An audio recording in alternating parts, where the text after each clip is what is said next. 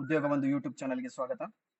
ಯಾರೆಲ್ಲ ಕೇಂದ್ರೀಯ ವಿದ್ಯಾಲಯ 1ನೇ ತರಗತಿಗೆ ಅರ್ಜಿ ಸಲ್ಲಿಸಿದ್ದೀರೋ ಅವ್ರಿಗೆ ರಿಸಲ್ಟ್ಸ್ ಅನೌನ್ಸ್ ಆಗಿದೆ. 1ನೇ ತರಗತಿ ರಿಸಲ್ಟ್ಸ್ ಯಾವಾಗ ಅನೌನ್ಸ್ ಆಗಿದೆ? ನಿನ್ನೆ 23. ಇವತ್ತು ಒಂದು ರಿಸಲ್ಟ್ಸ್ ಅನೌನ್ಸ್ ಆಗಿದೆ. 23ರಲ್ಲಿ ಒಂದು ಅನೌನ್ಸ್ ಆಗಿದೆ.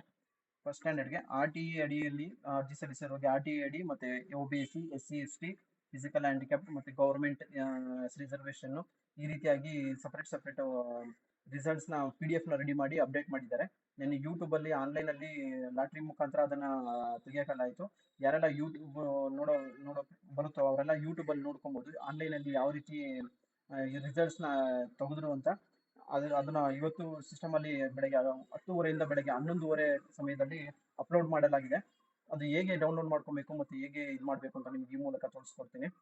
ಮೊದಲಿಗೆ ಅಂದ್ರೆ ಈ ಒಂದೊಂದು ಸ್ಕೂಲಿಗೆ ಸಪರೇಟ್ ರಿಸಲ್ಟ್ಸ್ ನ ಬಿಟ್ಟಿರ್ತಾರೆ.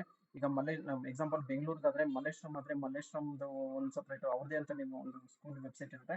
ಹೆಬ್ಬಾಳದ ಅದೇ ರೀತಿ IAS ಸಪರೇಟ್ ಮತ್ತೆ ಯಶವಂತಪುರ ಸಪರೇಟ್. ಇದೇ ರೀತಿ ಆಯಾ ಡಿಸ್ಟಿಕ್ನವರು ಆಯಾ ಡಿಸ್ಟಿಕ್ ಸಪರೇಟ್ ವೆಬ್ಸೈಟ್ ನೋಡಿದ್ರೆ ನಿಮ್ಗೆ ಅದು ಸಿಗುತ್ತೆ. ಸದ್ಯಕ್ಕೆ ನಿಮಗೆ ವೆಬ್ಸೈಟ್ ನ ನಿಮ್ಗೆ ತಿಳಿಸ್ಕೊಡ್ತೀನಿ ಯಾವ ರೀತಿ ಮಾಡ್ಬೇಕು ಅಂತ. ಉಳಿಕೆದು ಎಲ್ಲಾ ಡಿಸ್ಟಿಕ್ನವರು ಇದೇ ರೀತಿಯಾಗಿ ಸರ್ಚ್ ಮಾಡ್ಕೊಂಡ್ರೆ ನಿಮ್ಗೆ ನಿಮ್ಮ ಡಿಸ್ಟಿಕ್ ನ ಕೆವಿದು ರಿಸಲ್ಟ್ಸ್ ನೀವು ನೋಡ್ಬೋದಾಗಿರುತ್ತೆ. ಮೊದಲನೇದಾಗಿ ಕೇಂದ್ರೀಯ ವಿದ್ಯಾಲಯ ಯಶವಂತಪುರದು ನಿಮ್ಗೆ ತೋರಿಸ್ಕೊಡ್ತೀನಿ. ಇಲ್ಲಿ ಲಿಂಕ್ ಹಾಕಿದ್ದೀನಿ ನೋಡಿ, http://yashwantpura.ly.kvs.nic.in. ಈ .kvs.ac.in ಎಲ್ಲದಕ್ಕೂ ಸೇಮ್ ಆಗಿರುತ್ತದೆ.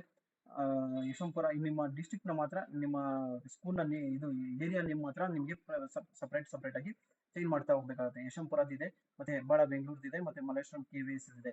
ಈ ಮೂರದು ಎಕ್ಸಾಂಪಲ್ ಆಗಿ ನಿಮಗೆ ತಿಳಿಸ್ಕೊಟ್ಟಿದ್ದೀನಿ. ಉಳಿಕೆದನ್ನ ನೀವೇ ಇದೇ ರೀತಿ ಟೈಪ್ ಮಾಡ್ತಾ ಹೋದ್ರೆ ನೀವು ರಿಸಲ್ಟ್ ನ ನಿಮ್ಮ ಡಿಸ್ಟಿಕ್ ನೀವೇ ಹುಡ್ಕೊಂತ ಹೋಗ್ಬೋದು. ಹೇಗೆ ರಿಸಲ್ಟ್ಸ್ ನೋಡೋದು ಅಂತ ತಿಳಿಸ್ಕೊಡ್ತೀನಿ. ಈ ರೀತಿ ಎಕ್ಸಾಂಪಲ್ ಯಶವಂತಪುರ ಏನು ಓದಿದ್ದೀನಿ ಯಶವಂತಪುರ ly.ksc.in ಇದರಲ್ಲಿ ಹೋದ್ರೆ ಇಲ್ಲಿ ಈ ರೀತಿಯಾಗಿ ತೋರಿಸ್ತಾ ಇದೆ ನೋಡಿ. ವ್ಯೂ ಆಲ್ ಅಂತ ಇದೆ ನೋಡಿ, ಇಲ್ಲಿ ಅನೌನ್ಸ್ಮೆಂಟ್ಸ್ ಅಂತ ತೋರಿಸ್ತಾ ಇದೆ. ಅನೌನ್ಸ್ಮೆಂಟ್ ಮೇಲೆ ವ್ಯೂ ಅಂತ ಕ್ಲಿಕ್ ಮಾಡಿದ್ರೆ ಇಲ್ಲಿ ಲಿಂಕ್ ಇದೆಯಲ್ಲ, ಲಿಂಕ್ ಬಂದು ಇದು ಯೂಟ್ಯೂಬ್ ಲಿಂಕ್, ಯೂಟ್ಯೂಬ್ಗೆ ಡೈರೆಕ್ಟ್ ಕನೆಕ್ಟ್ ಆಗುತ್ತೆ. ಅದ್ರಲ್ಲಿ ಹೋದ್ರೆ ನಿಮ್ಗೆ ಕೆಲವೊಂದು ಅರ್ಥ ಆಗುತ್ತೆ, ಕೆಲವೊಂದು ಅರ್ಥ ಆಗಲ್ಲ. ಇಲ್ಲಿ ಪ್ರಾವಿಷನ್ ಸೆಲೆಕ್ಷನ್ ಲಿಸ್ಟ್ ಅಂತ ಇದೆ ನೋಡಿ, ಈ ಪ್ರಾವಿಷನ್ ಸೆಲೆಕ್ಷನ್ ಲಿಸ್ಟ್ ಮೇಲೆ ಡೌನ್ಲೋಡ್ ಅಂತ ಕ್ಲಿಕ್ ಮಾಡಿದ್ರೆ ಈ ರೀತಿಯಾಗಿ ಪೇಜ್ ಓಪನ್ ಆಗುತ್ತೆ. ಪ್ರತಿಯೊಂದು ವೆಬ್ಸೈಟ್ ಅಲ್ಲೂ ಪ್ರತಿಯೊಂದರಲ್ಲೂ ಇದೇ ರೀತಿಯಾಗಿ ಅನೌನ್ಸ್ ಆಗುತ್ತೆ.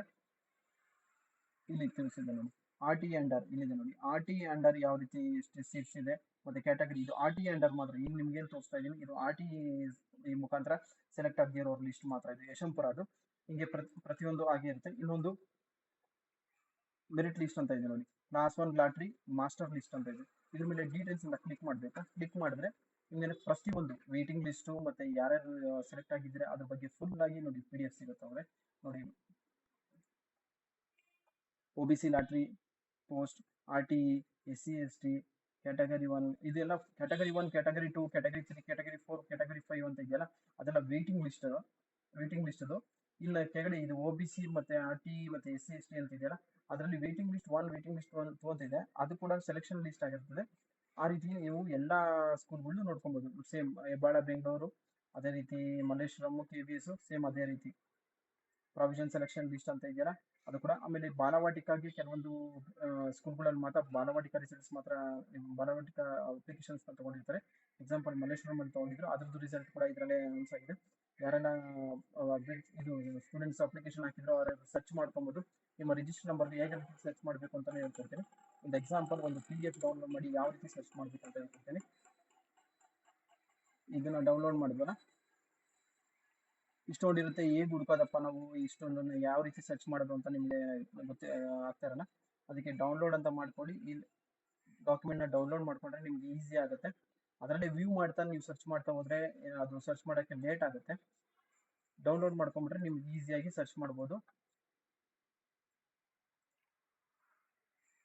ಎಕ್ಸಾಂಪಲ್ ಒಂದ್ರದ್ದು ಮಾಡಿ ನಿಮ್ಗೆ ಯಾವ ರೀತಿ ಸರ್ಚ್ ಮಾಡಬೇಕು ಅಂತ ತೋರಿಸ್ಕೊಡ್ತೀನಿ. ಕಂಟ್ರೋಲ್ F ಅಂತ ಹೊಡಿಬೇಕು. ಈ ತರ ಓಪನ್ ಆದ್ಮೇಲೆ ಕಂಟ್ರೋಲ್ F ಅಂತ ಹೊಡೆದ್ರೆ ನೋಡಿ ಇಲ್ಲಿ ಟ್ಯಾಬ್ ಒಂದು ಓಪನ್ ಆಗ್ತಿದೆ. ನಾನು ಮೌಸ್ ತೋರಿಸ್ತಾ ಇದ್ದೀನಿ ನೋಡಿ, ಇಲ್ಲಿ ಕಂಟ್ರೋಲ್ F ಅಂತ ಹೊಡೆದ್ರೆ ಇಲ್ಲಿ ಫೈಂಡ್ ಟೆಕ್ಸ್ಟ್ ಅಂತ ಇದೆಯಲ್ಲ ಇಲ್ಲಿ ನಿಮಗೆ ತೋರಿಸುತ್ತೆ. ಇಲ್ಲಿ ನಿಮ್ಮ register number, application register number, example ನಾನು ಒಂದು ಹಾಕಿ ತೋರಿಸ್ತೀನಿ ನೋಡಿ. ಇಲ್ಲಿರೋದನ್ನೇ ನಾನು ಹಾಕಿ ತೋರಿಸ್ತಾ ಇದ್ದೀನಿ ನೋಡಿ, ಈ ತರ ಬ್ಲೂ ತೋರಿಸುತ್ತೆ. ನಿಮ್ಮ ಸೆಲೆಕ್ಷನ್ ಲಿಸ್ಟ್ ಮಗು ಏನಾದ್ರು ಸೆಲೆಕ್ಟ್ ಆಗಿದ್ರೆ ಈ ರೀತಿಯಾಗಿ ನಂಬರ್ ಎಂಟ್ರಿ ಮಾಡಿ ಸರ್ಚ್ ಹೊಡಿದ ತಕ್ಷಣ ಇಲ್ಲಿ ನೋಡಿ ಆರ ಮಾರ್ಕ್ ಇರ್ತೀವಿ, ಎರಡನೇದು ಫಸ್ಟ್ನೇದು ಆ ರೀತಿ ಈ ರೀತಿಯಾಗಿ ಸೆಲೆಕ್ಷನ್ ಆಗುತ್ತೆ ತೋರಿಸುತ್ತೆ. ಇದ್ದಾರೆ ನಿಮ್ಮ ಸೆಲೆಕ್ಷನ್ ಲಿಸ್ಟ್ ಅಲ್ಲಿ ಇದ್ದಾರೆ.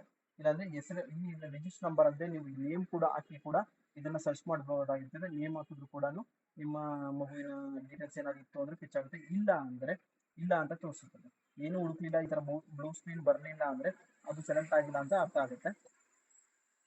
ಅವಾಗ ಮುಂದೆ ವೇಟಿಂಗ್ ಲಿಸ್ಟ್ಗೋಸ್ಕರ ವೇಟ್ ಮಾಡಬೇಕು. ಅದು ವೇಟಿಂಗ್ ಲಿಸ್ಟ್ ಯಾವಾಗ ಬರುತ್ತೆ ರಿಸಲ್ಟ್ಸ್ ಅಂದ್ರೆ 29th ಬರ್ಬೋದು ಅನ್ನೋ ಇದೆ. 29th ಎರಡನೇ ಲಿಸ್ಟ್ ನ ಬಿಡ್ಬೋದು ಅಂತ ವಿಷಯ ಗೊತ್ತಾಗಿದೆ. 29th ಮತ್ತೆ ಇನ್ನೊಂದು ಸೆಲೆಕ್ಷನ್ ಲಿಸ್ಟ್ ಬಿಡ್ತಾರೆ.